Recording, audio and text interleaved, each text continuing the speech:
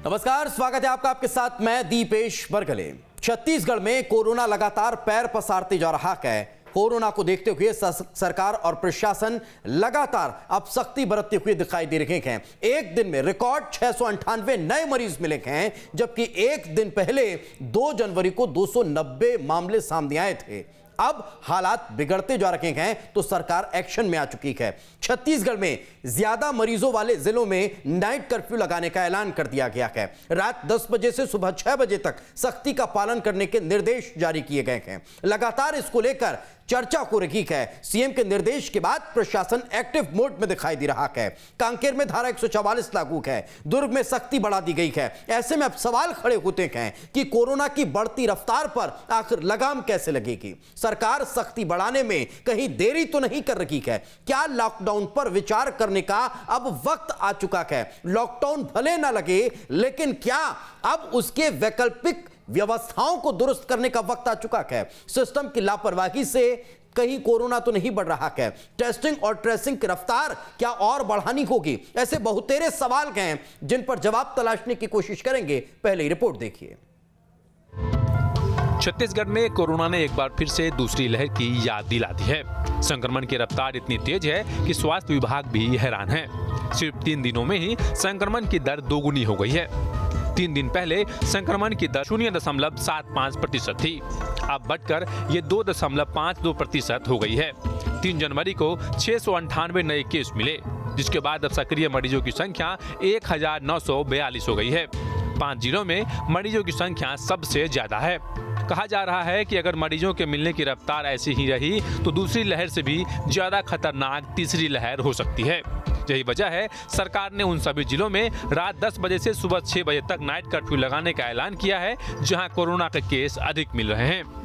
मुख्यमंत्री माननीय श्री भूपेश बघेल जी ने कोरोना महामारी के तीसरी लहर की आहट को देखते हुए पूरे राज्य में हाई अलर्ट किए हैं। सभी को सचेत रहने का निर्देश दिए हैं। सभी विभागों की समीक्षा बैठक कर जरूरी कदम उठाने निर्देशित किए गए हैं। छत्तीसगढ़ में daily door to door vaccination कार्यक्रम चल रहा है। 15 से 18 साल के बच्चों को भी टीकाकरण लगाया जा रहा है। डेली टेस्टिंग किए जा रहे हैं और जो कोरोना रोकने के तमाम उपाय उनका पालन करवाया जा रहा है। सबसे बड़ी चिंता की बात यह है कि सुकमा में 38 कोबरा जवान संक्रमित मिले हैं। ये सभी हाल ही में छुट्टी से लौटे हैं। इनसे बाकी जवानों में भी संक्रमण फैलने की आशंका है। इसके साथ ही IIT भिलाई में 63 छात्र संक्रमित हो चुके हैं। कैंपस के बाकी छात्रों पर भी खतरा बढ़ गया है। तो उधर मंगेली स्वास्थ्य अधिकारी के दफ्तर में 5 लोग कोरोना पॉजिटिव पाए गए हैं। इसी तरह राजनांदगांव के मेडिकल कॉलेज में 3 डॉक्टर और 1 मरीज संक्रमित हुआ है। कोरोना के बढ़ते मामले और सरकार द्वारा अब तक लिए गए फैसलों को लेकर बीजेपी ने सरकार पर सवाल उठाया है। पिछले 2 महीने से विश्व भर के वैज्ञानिक चीख चीख के कह रहे हैं कि ओमिक्रॉन तहलका मचाने जा रहा है, लेकिन राज्य सरकार, कांग्रेस सरकार के कान में इतना कचरा भरा हुआ है कि किसी की आवाज़ ही सुनाई नहीं देती और आंखों में इन्होंने पट्टी बांध रखी है, कुछ देखना नहीं चाहते। इन्होंने नए साल के आयोजन होने दिए। इनकी निर्णय लेने की क्षमता इतनी धीमी है कि संक्रमण की दर छत्तीसगढ़ में 0.45% से लेकर के 2.8% हो गई, तब ये नींद से जागे हैं। कुल मिलाकर देश भर में कोरोना तेजी से फैल रहा है और यही वजह है प्रदेश सरकार भी इसको लेकर सचेत है। फिलहाल कोरोना के रफ्तार को रोकने के लिए नाइट कर्फ्यू लगाई गई है। अगर हालात इससे भी काबू में नहीं आए तो लॉकडाउन पर विचार किया जा सकता है। जैसा सीएम भूपेश बघेल भी कह चुके हैं कि लॉकडाउन अंतिम विकल्प है। Team news state. तो लगातार संक्रमण तेज गति से फैलता जा रहा है। एक्सपर्ट ये भी कह रखे हैं, इस तरफ भी इशारा कर रखे हैं कि दूसरी लहर में जिस गति से कोरोना संक्रमितों की संख्या बढ़ी थी, उससे 2 गुनी और यहां तक कि 3 गुनी रफ्तार से भी ये नया वेरिएंट और नया संक्रमण और तीसरी लहर बढ़ती हुई नजर आने वाली है। आने वाला भविष्य और चुनौतीपूर्ण रहेगा। क्या इसको लेकर तैयारियां दुरुस्त हैं? और सबसे महत्वपूर्ण सवाल कि हम बढ़ते केस को कैसे रोक सकते हैं, इस पर विचार करना होगा। रस्मन मेहमानों का परिचय आपसे करवा देते हैं। डॉक्टर सत्यप्रकाश शर्मा जी हमारे साथ जुड़ चुके हैं, वरिष्ठ पत्रकार हैं। सर बहुत बहुत स्वागत है आपका। डॉक्टर अभिजीत विश्नोई हमारे साथ जुड़ चुके हैं, हेल्थ एक्सपर्ट हैं। डॉक्टर साहब बहुत बहुत स्वागत है आपका। अमित चिमनानी जी बीजेपी के नेता हमारे साथ मौजूद हैं, अमित जी आपका स्वागत है। अभय नारायण राय जी हमारे साथ जुड़ चुके हैं, कांग्रेस का पक्ष रखेंगे। अभय जी आपका भी बहुत बहुत स्वागत है। सबसे पहले शुरुआत डॉक्टर साहब आप ही से करते हैं। डॉक्टर अभिजीत, सवाल सबसे महत्वपूर्ण यह है, आज हम चर्चा यही करेंगे कि कैसे हम लोगों को सुरक्षित रख सकते हैं, कैसे हम अब बढ़ते हुए संक्रमण को रोक सकते हैं। क्या लगता है सर, क्या और उपाय होने चाहिए, किस दिशा में अब हमें और तेज गति से बढ़ना होगा? डॉक्टर अभिजीत।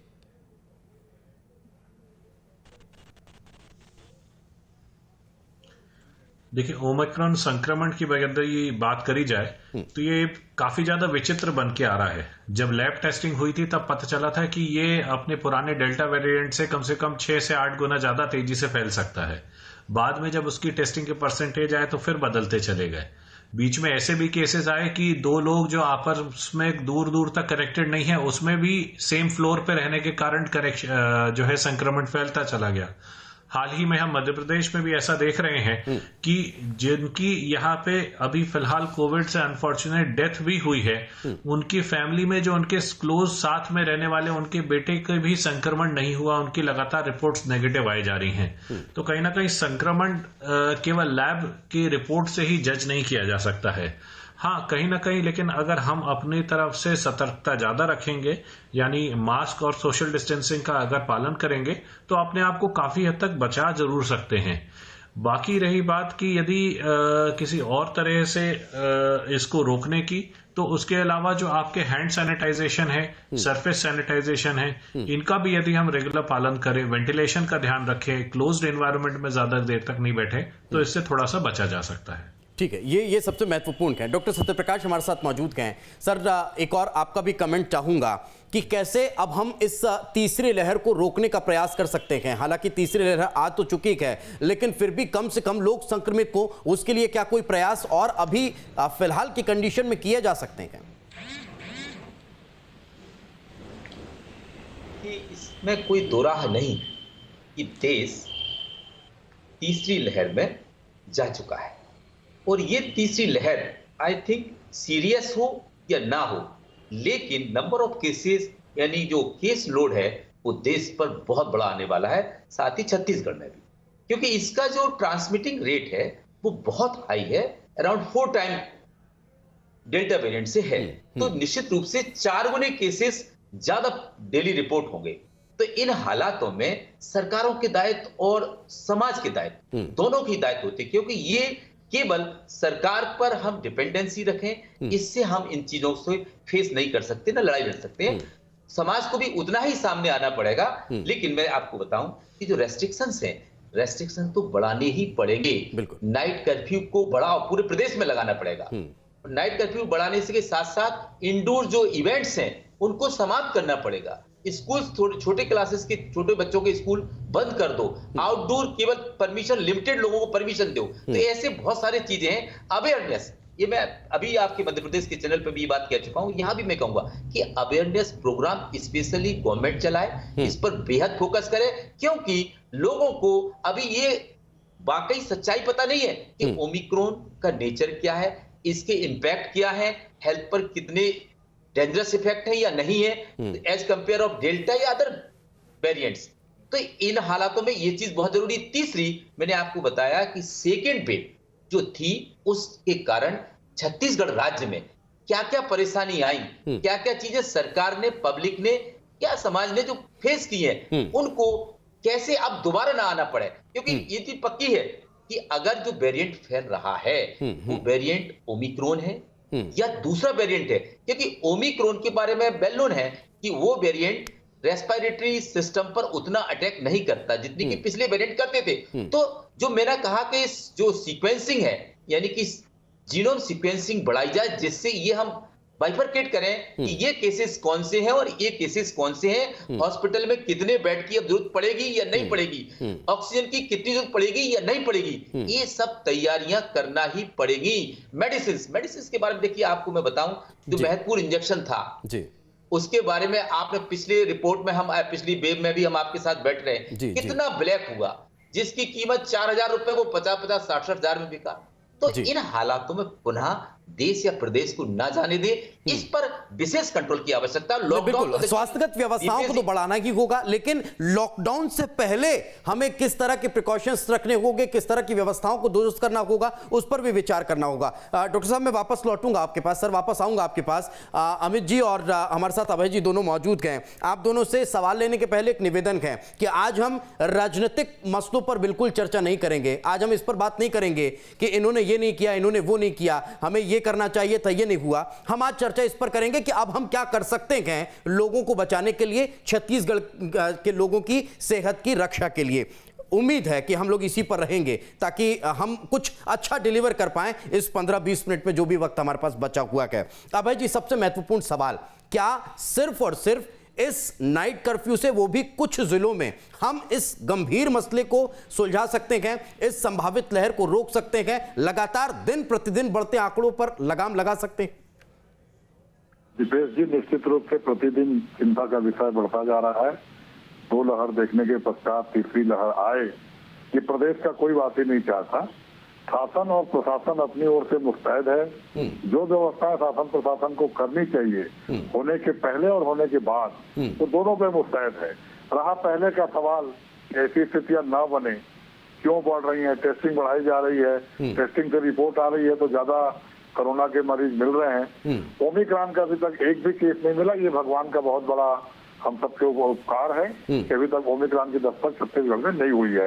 ऐसा हम मान के आज चल रहे हैं, क्योंकि एक भी रिपोर्ट अभी तक ओमिक्रॉन की नहीं आई है।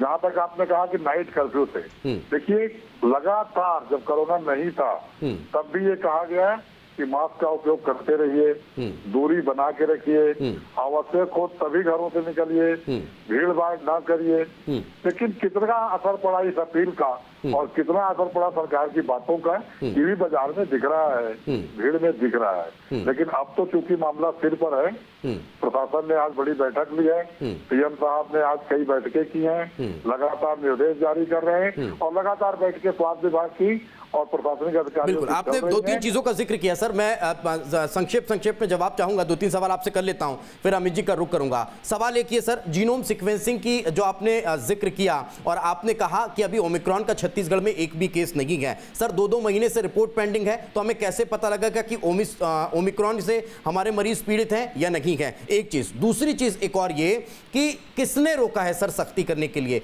हम लॉकडाउन का जिक्र नहीं कर रहे हैं, लेकिन क्या जब ये आंकड़े और ज्यादा बढ़ जाएंगे तब हम लॉकडाउन के पहले की व्यवस्थाओं पर विचार करेंगे? क्या अभी हम ये कोशिश नहीं कर सकते कि अभी से दुकानों को ऑड इवन फॉर्मूले पर ओपन करना शुरू कर दें? क्या हम इस तरफ विचार नहीं कर सकते कि अभी से दुकानों के सामने सोशल डिस्टेंसिंग मेंटेन कराई जाए? क्या हम ये कोशिश नहीं कर सकते कि बिना मास्क के दुकान पर प्रवेश नहीं होगा? क्या हम ये कोशिश नहीं कर सकते कि एक से ज्यादा लोग दुकान के अंदर नहीं रहेंगे? ये तमाम चीजें आखिर करने से रोका किसने? और अगर ये करेंगे तो शायद हम लोगों को रोक सकते हैं, बचा सकते हैं। अभय जी, देखिए, एक तो हमारे लिए ओमिक्रॉन का जो लैब का सेंटर मिला है वो उड़ीसा में मिला है, छत्तीसगढ़ में हमको मिला नहीं। केंद्र सरकार ने कितने ओमिक्रॉन के लैब बनाए हैं वो केंद्र सरकार का विषय है, लेकिन जो भी हमको लैब मिला है उड़ीसा में मिला है। यहाँ पे बकायदा सैंपल भेजे जा रहे हैं। क्योंकि रिपोर्ट उड़ीसा के भी, छत्तीसगढ़ के भी, शायद झारखंड का भी हो, तो इसलिए वहां से रिपोर्ट आने में देरी हो रही है। लेकिन फिर भी अभी तक नहीं मिलना हमारे लिए अच्छा संकेत है और हम प्रार्थना करेंगे ईश्वर से कि आगे भी ओमिक्रॉन के दस्तक यहाँ। सर हम भी ईश्वर से प्रार्थना करते हैं ना मिले, लेकिन कोरोना के तो केसेस मिल रहे हैं ना, इनको रोकने के लिए क्या कर सकते हैं? रही बात व्यवस्थाओं की, तो निश्चित रूप से प्रशासन को जहाँ सख्ती करनी चाहिए वहाँ सख्ती कर रही है और अब करना प्रारंभ भी कर रही है। लेकिन कहीं ना कहीं हमारी भी जवाबदारी है, हमने भी कोरोना को फेस किया है। आम जनता और आम पब्लिक की भी जवाबदारी है कि हम अनावश्यक क्यों नए साल का जश्न मना रहे हैं, हम क्यों भीड़ में जा रहे हैं, क्यों बाजार में एक बार जाने से काम होता है तो हम 2 बार जा रहे हैं। बहुत सी चीजों को हमको सबको अपील नहीं, अभय जी मैं रोकना चाहूंगा। सारी लापरवाही जनता की नहीं हो सकती ना, हर चीज के लिए जनता ही कसूरवार थोड़ी ना हो सकती है सर। आखिर अगर हम सुन लीजिए ना सर, नहीं सुन लीजिए ना सर, अभय जी सुन लीजिए। शासन प्रशासन की जवाबदारी है। नहीं तो क्या शासन प्रशासन की ये जवाबदारी नहीं है कि अगर होटल्स रात को 1 बजे तक कार्यक्रम आयोजित कर रहे हैं तो हम उन्हें रिस्ट्रिक्ट कर दें कि नहीं कर सकते? क्या हमें नहीं पता कि उन आयोजनों में भीड़ एकत्रित नियंत्रित होगी? क्या हमें नहीं पता कि आज बाजारों में लाखों की संख्या में लोग पहुंच रखे हैं, तो उन्हें रोकने के लिए कोई प्रयास किए जाएं? मैं उस तरफ बात करना चाह रहा हूं सर। बिल्कुल, आपकी चिंता वाकिफ है और आपने जितने प्रश्न उठाए हैं वो होने चाहिए। 10 बजे के बाद होटल भी लगभग बंद होते हैं, ये रूटीन कार्यक्रम है कि बंद होते हैं। कहीं कोई ओकेजन होता है, 1 घंटे की अनुमति ले रखे होते हैं, वो एक अलग चीज है। बाजारों में जाने की तो आप तय नहीं कर सकते कि बाजार में कितने आदमी जाएंगे। सर, दूसरी लहर के दौरान क्या हमने तय नहीं किया? लॉकडाउन से पहले ऑड इवन का फॉर्मूला क्या हमने तय नहीं किया? खैर, मैं लौटूंगा सर, अभी और कई सवाल हैं और आपकी सारी बातों से सहमत होते, सारी शक्ति बहुत जल्द आपको। नहीं, बिल्कुल, और कई सवाल हैं सर, मैं लौटता हूं आपके पास। एक कमेंट अमित जी से ले लेते हैं। अमित जी, क्या अब हमें और करना चाहिए ताकि हम इस संभावित लहर को रोक सकें, हम और ज्यादा लोगों को कोविड से संक्रमित होने से रोक सकें? क्योंकि आप व्यापारी वर्ग से भी बिलोंग करते हैं और आप एक बड़ा प्रतिनिधित्व व्यापारी वर्ग का भी करते हैं। क्या किया जाए सर, कैसे हम इस संभावित लहर को और रोकने पर काम कर सकते हैं? अमित जी। देखिए दीपेश जी, कोरोना आगे आगे चलेगा और सरकार पीछे पीछे चलेगी तो कोरोना कामयाब होगा और सरकार फेल होगी। अभी तक का ट्रैक रिकॉर्ड यही है कि जो निर्णय थोड़ा सा पहले मैं अमित जी माफी के साथ आपको इंटरप्ट कर रहा हूं। कोशिश करें हम सर कि भविष्य में क्या कर सकते हैं। ये पूरे देश में हर राज्य की सरकार का यही फॉर्मूला है जो आपने कहा, ये हर प्रदेश में फॉलो होता है, ये हर प्रदेश पर फिट बैठता है। तो हम अभी क्या कर सकते हैं उस पर विचार करें, ज्यादा अच्छा होगा। दीपेश जी, मैं कुछ फैक्ट्स रखना चाहता हूं जिसके बाद जो मैं सजेशन दूंगा वो शायद ज्यादा प्रैक्टिकल लगेगा, इसलिए मुझे अगर आप अवसर देंगे तो बड़ी कृपा होगी आपकी। 29 दिसंबर को पहली बार 102 केसेस आए छत्तीसगढ़ में। पहले 25-30 आ रहे थे, तब पॉजिटिविटी रेट पहुंच गया था 0.45। 30 तारीख को ये हो गया एक दिन में 3 गुना दीपेश जी, वो पहुंच गया 0.45 से 1.2।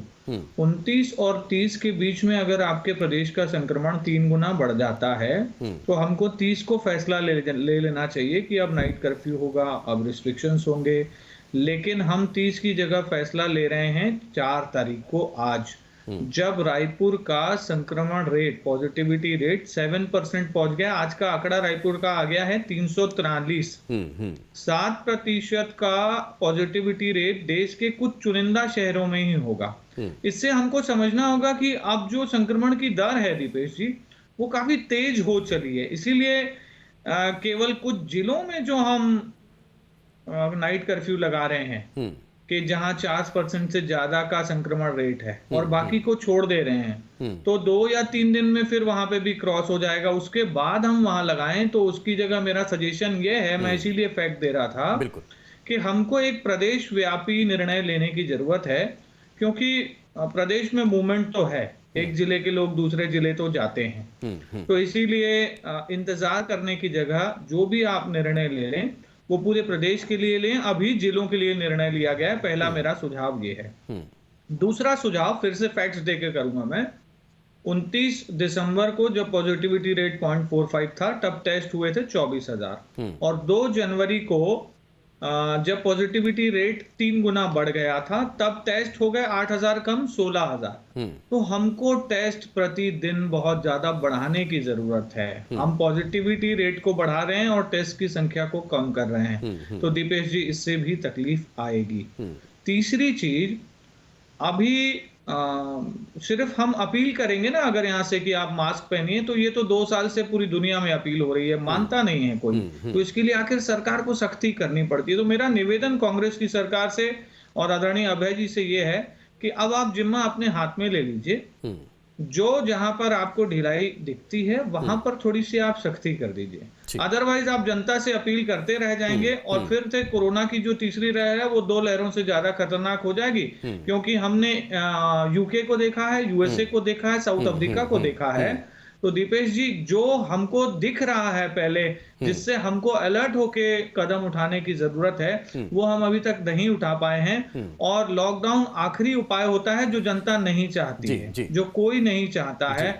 आखिरकार हम बाकी उपाय न उठाएं और सीधा लॉकडाउन लगा दें। जैसे आज भी जो निर्णय आया ना दीपेश जी कि अब से 10 बजे तक नाइट कर्फ्यू, आज शहर में, प्रदेश में बहुत सारी शादियां हैं, उन लोगों का क्या होगा? तो आप थोड़ा सा निर्णय लेने के पहले 2-3 दिन का समय भी जनता को भी दे दीजिए और निर्णय भी सही समय पे ले लीजिए। इससे कोरोना भी रुकेगा, जनता को भी तकलीफ कम ठीक है, कई सारी बातों का जिक्र किया और वही सवाल हमारे मन में भी कौन रखे थे। लेकिन अमित जी और अभय जी, आप दोनों से भी एक और महत्वपूर्ण सवाल है और कोशिश करूंगा कि संक्षेप में आप दोनों इसका जवाब दें, फिर डॉक्टर साहब का जिक्र करें, रुख करेंगे। सवाल ये सर, क्यों ना शुरुआत हम अपने ही घर से करें? क्यों ना राजनीतिक दलों को इस तरह से आयोजन जो हो रखे हैं उन पर रोक लगानी चाहिए? क्यों ना हमें उन आयोजनों पर सोशल डिस्टेंसिंग और मास्क का इस्तेमाल बढ़ाना चाहिए जो राजनीतिक दलों के द्वारा किया जा रहा है? आज की तस्वीरें भी हमने देखी सर, बेरगांव की भी तस्वीरें देखी जहां पर महापौर और अध्यक्ष और सभापति के चुनाव हुए, जहां ना तो सोशल डिस्टेंसिंग दिखाई दी, ना मास्क किसी पार्षद के चेहरे पर दिखाई दिया। बीजेपी हो, कांग्रेस को, जोगी कांग्रेस को या कोई अन्य राजनीतिक दल को, क्यों ना शुरुआत हम अपने से करें? अभय जी पहले आप, फिर मैं अमित जी का रुख करूंगा। निश्चित रूप से अभी आपने जो बातें कही और अभी तो लागू होती है, और मैं निवेदन करूंगा अपने अध्यक्ष जी से कि कल से ये जरूर सख्ती की जाए कि कांग्रेस का कोई भी कार्यकर्ता किसी भी सम्मेलन या किसी जगह जाता है, पहली बात तो सम्मेलन होना, यदि आवश्यक है, चुनाव हो रहे हैं और वोट डालने जाना पड़ता है, तो इन शक्तियों का पालन किया जाए क्योंकि अनिवार्य हो गया है। नहीं, क्योंकि हम लोग सर, हम लोग वो लोग हैं जिन्हें लोग फॉलो करते हैं और सवाल खड़े करते हैं कि आप टीवी पर बड़ी बड़ी बातें करते हैं लेकिन मास्क आप ही नहीं लगाते। बिल्कुल बिल्कुल, और अमित सिंघानी जी ने भी आज अच्छे सुझाव दिए हैं कि कड़ाई समय पे अगर हो जाए तो उसका फायदा मिलता है। आज की तकलीफ हमको कल अगर सुख देती है तो तकलीफ आज से प्रारंभ होनी चाहिए, और जहाँ पे पहले से आयोजन तय हो चुके हैं उनको जानकारी देकर ही कोई कदम उठाना चाहिए। ये सरकारों का दायित्व है। बिल्कुल, और मैं यही चाहता हूं कि यही सकारात्मकता हो, और इसीलिए आज मैंने पहले निवेदन किया था अमित जी आपसे भी, चूंकि राजनीतिक दलों के आयोजनों का सवाल बेहद महत्वपूर्ण है कि आपको और हमको लोग फॉलो करते हैं। अगर मैं आज बिना मास्क के बाहर घूमता हुआ दिखाई दूंगा तो लोग मुझसे भी सवाल करेंगे और फिर राजनीतिक दलों के नुमाइंदे से भी होते हैं। सर अमित जी, निश्चित तौर पर हम लोग प्रतिनिधित्व करते हैं जनता का, तो जनता हमको देख करके ये बोलेगी कि अगर आप नहीं पहन रहे हो तो हम क्यों पहने। तो भारतीय जनता पार्टी के कार्यकर्ता अनुशासित हैं। पहले भी 2 जो लहरें आई हैं उसमें न सिर्फ उन्होंने कोविड प्रोटोकॉल का पालन किया बल्कि सेवा के कार्य भी किए। तीसरी लहर में भी बिल्कुल प्रथम पंक्ति में कोविड प्रोटोकॉल का फॉलो करते हुए वो खड़े आपको मिलेंगे, और निश्चित तौर पर आपका ये जो सुझाव है हम उससे सहमत। ठीक है सर, मैं वापस लौटता हूं। डॉक्टर अभिजीत, एक और महत्वपूर्ण सवाल ये है सर, टेस्टिंग लगातार बढ़ाने की बात हो रही है, लगातार हम इस नए खतरे से निपटने की कोशिश कर रहे हैं, लेकिन इसके बीच फ्लू और कोरोना का जो एक कॉम्बिनेशन बनकर एक नया खतरा सामने आ रहा है, क्या वो भी अब हमें थोड़ा सा सतर्क रहने के लिए आगाह करता है? डॉक्टर अभिजीत।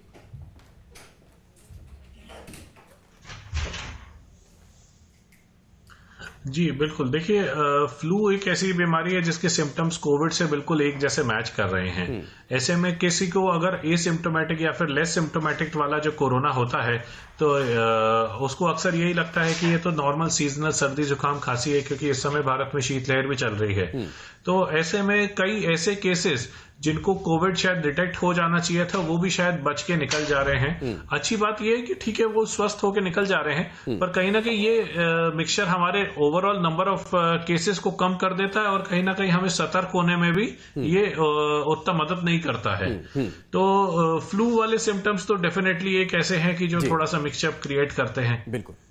डॉक्टर सत्यप्रकाश, एक महत्वपूर्ण सवाल ये है सर, क्योंकि समय का अभाव है सर, सवाल ये कि जिन चीज़ों पर हम आज से 10 दिन बाद काम करेंगे, हम चाहे सोशल डिस्टेंसिंग का जिक्र करें, हम दुकानों के सामने मास्क का जिक्र करें, हम दुकानों में बिना मास्क के प्रवेश का जिक्र करें, या फिर हम सोशल डिस्टेंसिंग के सर्कल्स की बात करें या ऑड इवन फॉर्मूले की बात करें, क्यों ना हम उन्हें आज से लागू कर दें ताकि हम आने वाली चुनौती से कुछ हद तक बच सकते हैं? जी जी जी, बहुत अच्छा आपका सजेशन है, और मैं इस पर यही कहना चाहूंगा कि हम स्प्रेड को रोकने के लिए जो समाज और सरकार जितना ज्यादा कुछ कर सके वो करना चाहिए। लॉकडाउन कब लगाया जाता है, मैं थोड़ा सा आपको यहाँ ब्रीफ करना चाहूंगा कि लॉकडाउन कभी भी स्प्रेड को परमानेंटली नहीं रोकता, कुछ टाइम के लिए वो रोकता है, और उस टाइम में हम अपनी हेल्थ फैसिलिटीज या है जो जितनी इंफ्रास्ट्रक्चर है उसको कैसे सुदृढ़ कर लें, जिससे कि जो केस बाद में लॉकडाउन खत्म करने के बाद जो लॉकडाउन के बाद जो केसेस बढ़ेंगे उनको फेस कर सकें। तो लॉकडाउन वो उस समय का पीरियड होता है। आपको मैं चीज़ बताऊं कि जो आपने एक बहुत अच्छी बात बताई जी, जी। कि जो राजनेता हैं, एमएलएज हैं, जो सिलेक्टेड लोग हैं, वो आज की राजा हैं जी। और हम लोग प्रजा हैं। तो आपने पहले सुना होगा कि जासा राजा जी। तासी प्रजा, बिल्कुल। यानी कि राजा को प्रजा फॉलो करती है। बिल्कुल। तो आज के जो राजा हैं वो रिप्रेजेंटेटिव है, पब्लिक रिप्रेजेंटेटिव, वो जैसा कर्म करेंगे या जैसा एक्ट करेंगे उसको कहीं ना कहीं बिल्कुल। और यही वजह है कि लगातार यही सवाल खड़ा होता है कि क्यों आखिर जनप्रतिनिधि खुद अपील करते हैं और खुद उल्लंघन करते हुए नजर आते हैं, और फिर क्यों हम व्यवस्थाओं को अभी से दुरुस्त नहीं कर पा रहे हैं। चूंकि समय का अभाव है, बहुत बहुत शुक्रिया आप चारों मेहमानों का हमारे साथ चर्चा में जुड़ने के लिए। और एक बार फिर जाते जाते आप लोगों से यही अपील करते जा रहे हैं कि बहुत ज्यादा अपना ध्यान रखिए, बहुत तेज गति से कोरोना बढ़ रहा है, तो फिर अति आवश्यक हो तभी घर से निकलिएगा। दीजिए इजाजत, नमस्कार।